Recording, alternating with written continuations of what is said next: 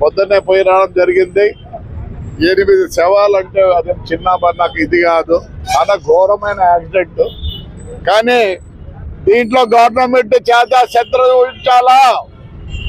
ఈ మూడు వీళ్ళ ఆటోల్లో బ్యాన్ చేయాల్సిందే. ఒక్కో దాంట్లో ముగ్గురు 1+3 అని ఉంది, కానీ 1+36 ప్రతి ఆటోలో కూర్చుంటున్నారు. కాబట్టి ఈ మెయిన్ యాక్సిడెంట్ లో కారణం ఏదో ఆర్టీసీ బస్సు కాదు.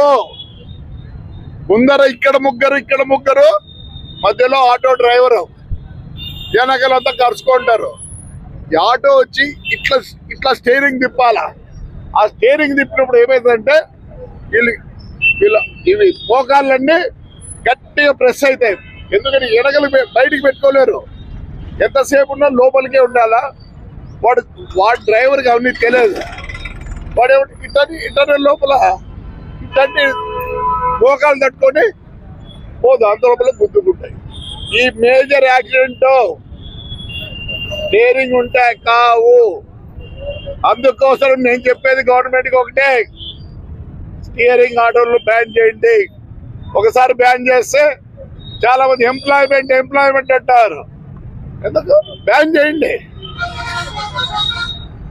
ఒకవేళ లగేజీలు కాబట్టి ఉండొచ్చు, కానీ ప్యాసింజర్లకు పనికిరాదు. దయచేసి చెప్తున్నా, ఈ 3 వీలర్ను బ్యాన్ చేసి స్టీరింగ్ 4 వీలర్ తిప్పిండి.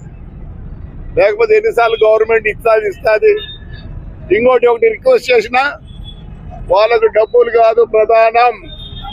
దాంట్లో పీజీ చేసిన వాళ్ళు ఉన్నారు, అందరూ అందరు డిగ్రీలు చేసిన ఉంటారు. కాబట్టి వాళ్ళ పిల్లలకు ఖచ్చితంగా ఉద్యోగాలు ఇవ్వాల్సిందే.